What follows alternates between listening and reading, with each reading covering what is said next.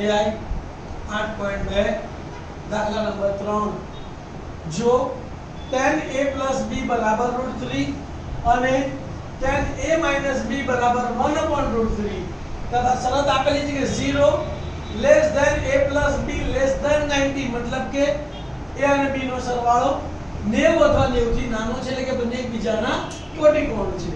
a greater than b a કેવો છે મોટો અને b કેવો છે નાનો તો a અને b શોધો. ધ્યાન આપજો ભાઈ. પહેલી આપણે આ શરતનો ઉપયોગ કરીએ તો અહીં tan a + b બરાબર √3 આપેલ છે. તો કયા tan નું મૂલ્ય √3 છે યાદ કરો. tan 60 બરાબર √3 આપણને ખબર છે તો લખવાનું પણ tan 60 બરાબર √3 છે. તો અહીંયા tan છે, અહીંયા a + b તો 60 છે, √3 તો √3 છે તો માટે a + b બરાબર શું મળ્યું આપણને 60. તો માટે a + b બરાબર 60 આવું સમીકરણ નંબર 1. તથા બીજી શરત આપણને કઈ આપેલી છે બોલો tan a - b બરાબર 1/√3 કયા tan નું મૂલ્ય 1/√3 છે tan 30 તો પણ tan 30 બરાબર 1/√3 છે એટલે કે tan નો tan છે a - b ની જગ્યાએ √3 છે 1/√3 બરાબર 1/√3 છે.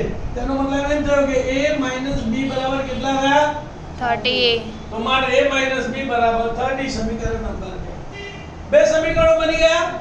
તો કઈ રીત લોભની રીત આ પ્લસ છે આ માઈનસ છે સહગુણકો સરખા છે તો શું લખીશું સમીકરણ 1 અને 2 નો સરવાળો કરતા બંને સમીકરણો લખ્યા a + b બરાબર 60 a - b બરાબર 30 + b - b ઉડી ગયા a + a 2a 60 + 30 90 બે ગુણાકારમાં સામે ગયા તો ભાગાકાર 90 ભાગ્યા 2 તો માટે a બરાબર 45.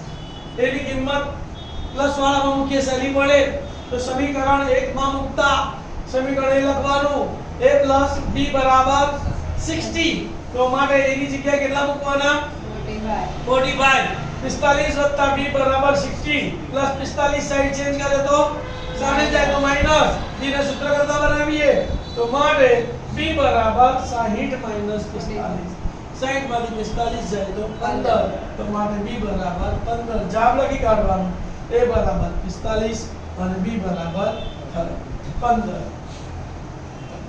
ચાલ આગળ દાખલામાં મારા વિડિયોને લાઈક કરજો, શેર કરજો અને મારી ચેનલને સબસ્ક્રાઇબ કરજો. Thank you.